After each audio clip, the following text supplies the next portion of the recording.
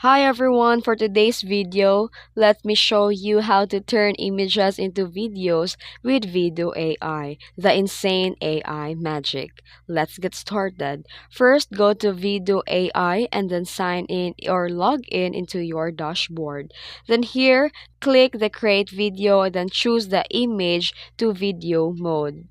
Then here you can upload your images. Select the image you want to convert into a video, and also you can upload product shots, AI or social media graphics. You can choose your animation style, and the AI will give you a list of animation effects. And here you can also add your prompts, your text, your voiceover or music. You can overlay a caption, insert AI generated voiceover, select a background music, and more.